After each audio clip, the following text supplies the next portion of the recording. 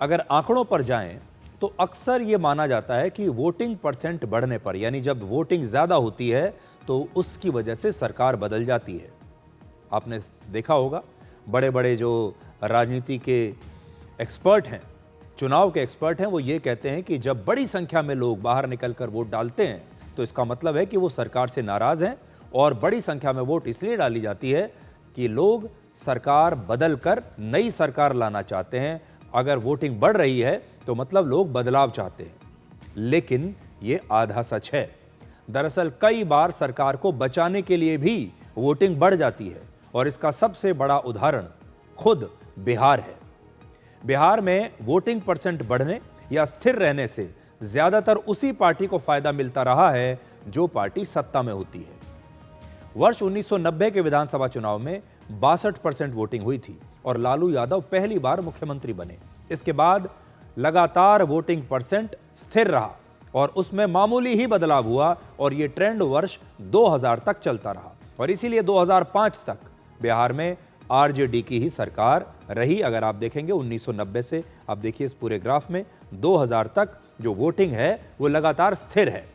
लेकिन अक्टूबर 2005 में सबसे कम वोटिंग हुई और आरजेडी की सरकार सत्ता से बाहर हो गई। फिर नीतीश कुमार मुख्यमंत्री बने और तब से वो लगातार अभी तक मुख्यमंत्री बने हुए हैं।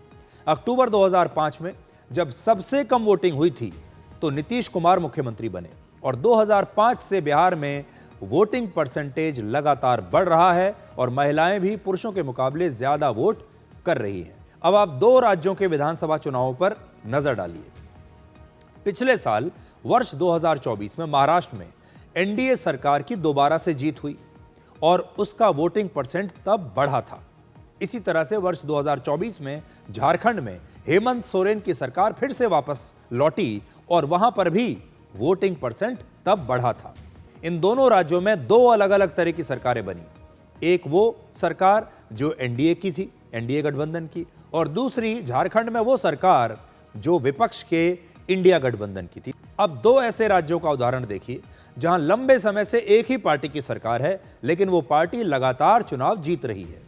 वर्ष 2021 में पश्चिम बंगाल विधानसभा चुनाव में वोटिंग परसेंट बढ़ा था और ममता बनर्जी फिर भी तीसरी बार मुख्यमंत्री बन गई। इसी तरह से वर्ष 2023 में मध्य प्रदेश में भी वोटिंग बढ़ी थी, लेकिन तब भी बीजेपी दोबारा सरकार में लौट आई थी।